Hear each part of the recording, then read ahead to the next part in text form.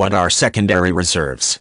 Secondary reserves are any type of monetary assets that can be accessed quickly should the need arise.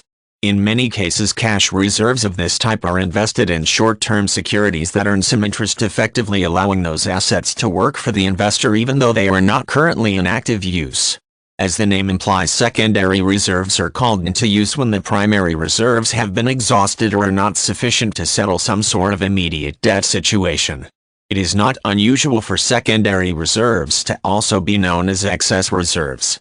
This term refers to the fact that the assets are not required for day-to-day operations of a household budget or of a company and as such are not committed to the settlement of any particular type of debt or expense. Those extra or excess funds can be maintained as secondary reserves that can be placed into some sort of interest-bearing account or invested in an asset that can be liquidated quickly and easily if the need arises. One example of using secondary reserves to generate interest while also maintaining quick access to the funds is the purchase of treasury bills, since those can be cashed in with relative ease. Building some sort of secondary reserves is a good idea for just about any type of financial situation. For a household, reserves of this type can be used to deal with sudden expenses that are not accounted for within the budget.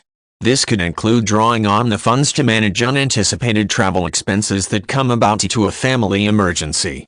In like manner, a business should create secondary reserves that can be called upon if some type of disaster temporarily limits the ability of the company to engage in sales and generate revenue to cover operational expenses. Since secondary reserves are assets that are not needed to manage day-to-day expenses, households as well as companies can create these reserves from what is known as surplus. The surplus is simply the money that is left over once all obligations for the month are settled. By taking a portion of that surplus and using it to purchase investments with a high level of liquidity or depositing the money into some sort of interest-bearing account, it is possible to incrementally build these reserves and create a financial cushion that could come in very handy at some point in the future.